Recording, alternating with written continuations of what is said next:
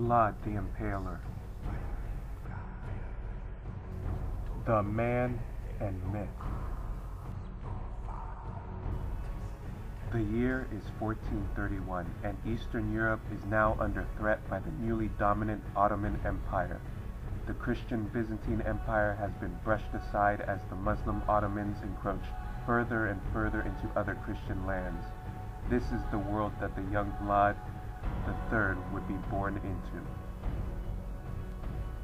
Vlad III's father, Vlad II, was inducted into the Order of the Dragon, the Crusader order, by Sigismund, the Holy Roman Emperor, in order to help against the Muslim Ottomans.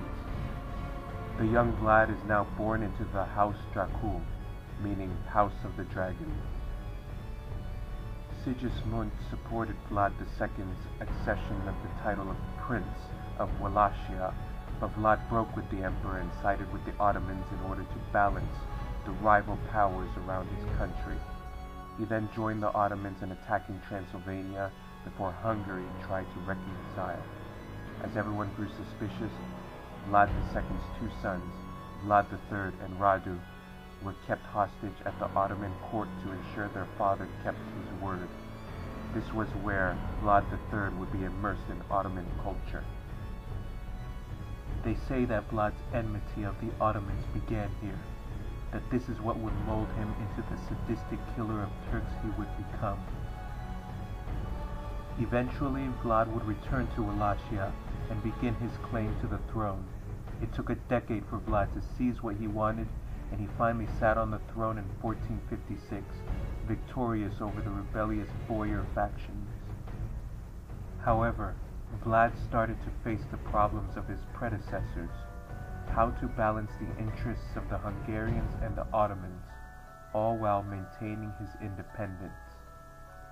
This was when he started to rule in the bloody manner he is most known for. It was the only way he could strike fear into both friends and enemies. His favorite method of punishment, impalement on a wooden spike. Vlad grew more successful against his Christian rivals. He secured independence from Hungary, regained land from Transylvania, and defeated his rival rulers. Finally, at around 1460, Vlad broke off relations with the Ottoman Empire, ceased paying the yearly tribute, and prepared for war.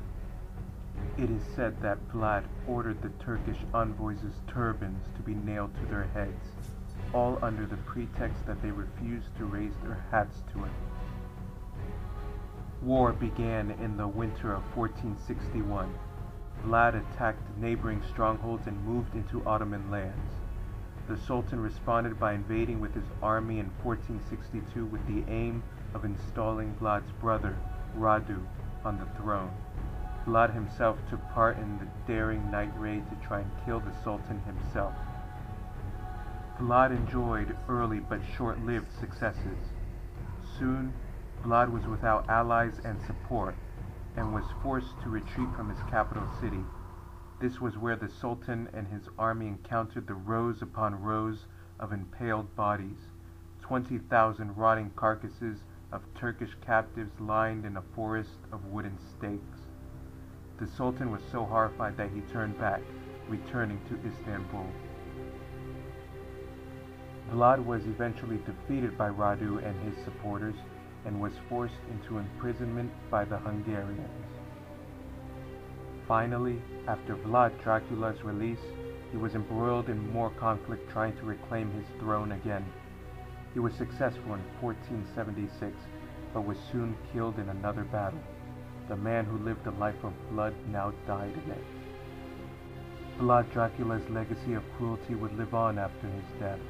His infamy would grow with accounts of his brutal punishments, his name becoming known for bloodthirstiness and brutality, earning the title the Impaler. Eventually, his name would find itself in Bram Stoker's novel Dracula, and would forever be associated with vampirism and bloodlust. Vlad Dracula's image continues to haunt mankind, showing us just how far into the abyss of violence we can fall.